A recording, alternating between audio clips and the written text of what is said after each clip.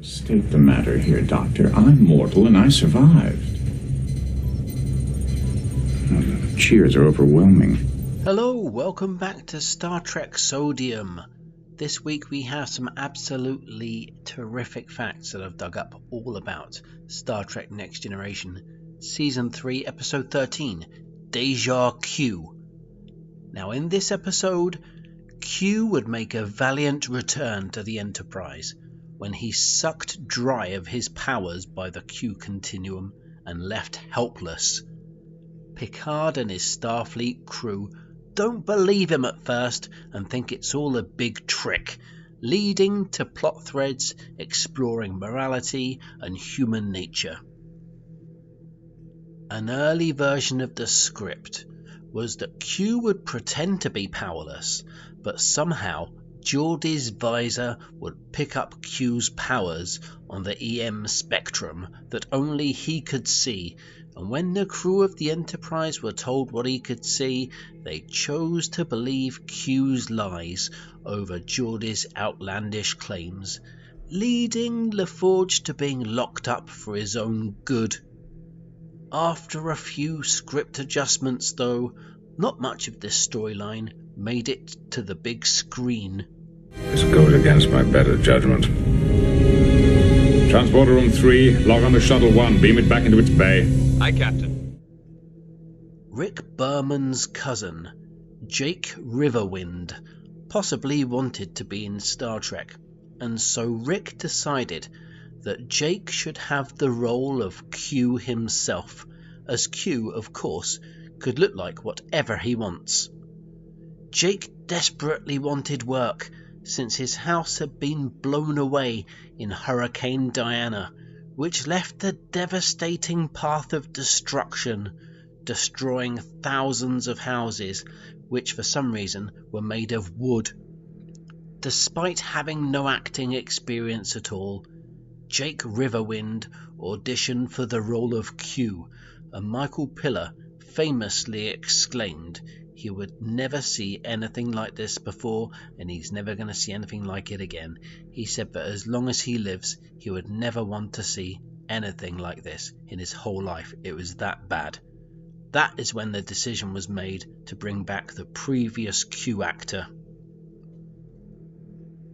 Gates McSomething was possibly told that she had somehow no scenes to film for most of Deja Q's production, and so was on holiday in Peru enjoying a good time, but a last-minute rewrite added several important scenes that she would feature in, and so she had to fly back to California with only 1 day's notice and at her expense, as per her Crucid contract.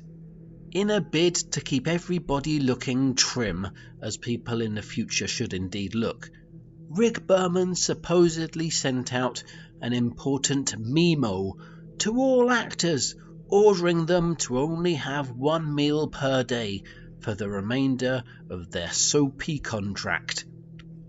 As you can imagine, many Hollywood favourites already partook in strange diets, but chubby favourites like William Riker would struggle with the change. The Riker actor, Frakes, approached the difficult producer and asked how he would even know what the actors had eaten. A defiant Berman responded that maybe he should try breaking the contract and see what happens.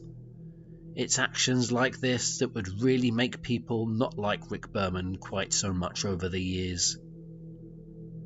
John Delancey didn't actually want to come back to the role of Q for Deja Q, as he was trying to move on to bigger and better things.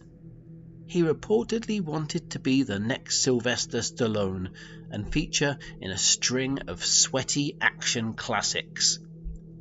Michael Piller eventually had to sweeten the pot for Delancey to include a holiday to New Zealand for him and all of his family, alongside a hefty pay rise.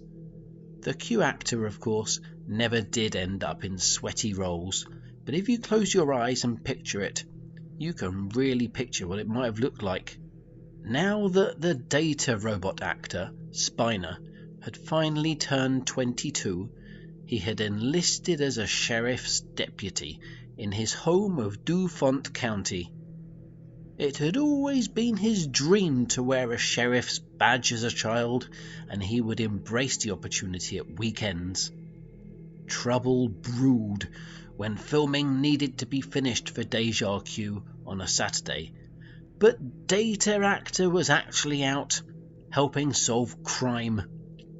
The Data Robot Actor was completely unavailable, as he was busy helping with important police paperwork.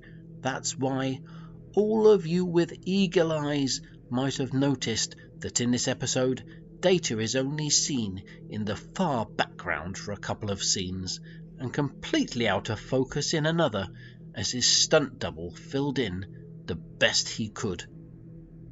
Data lookalike actor Lenny Von Dolan was even contacted to fill in, but was unfortunately too busy filming Twin Peaks, the TV show.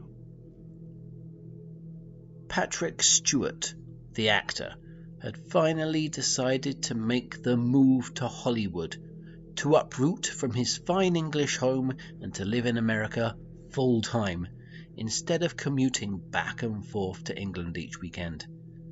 He purchased the appropriately named Almond Castle on the Hollywood Hill, overlooking one of Mickey Rourke's seedy nightclubs. Once he moved in, he threw a majestic moving-in party for the crew of Deja Q. The wild party animal lifestyle that was on show by Q Actor reportedly kept everyone entertained, but of course that excluded the constantly dour Gates McSomething. Patrick would go on to complain that ever since moving to a house in America, no neighbour had turned up with a casserole like they do in those films on TV. It's this sense of sourness and loss that would eventually cause him to move back to England, where there was a comparative lack of both burgers and guns. Before I get the block out of here, I have the comment of the week, which is by Michael Longshanks, who says, "The Pulaski actress Mulder was absolutely right about Crusher and her stupid son." Well, that's completely relative, isn't it? But sometimes things that are relative are absolutely correct. So thank you very much for your interesting comment.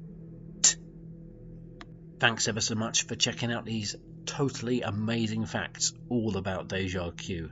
And you're probably feeling completely clued up with the latest information about Star Trek up until this point, because you've been listening to my fantastic and interesting facts.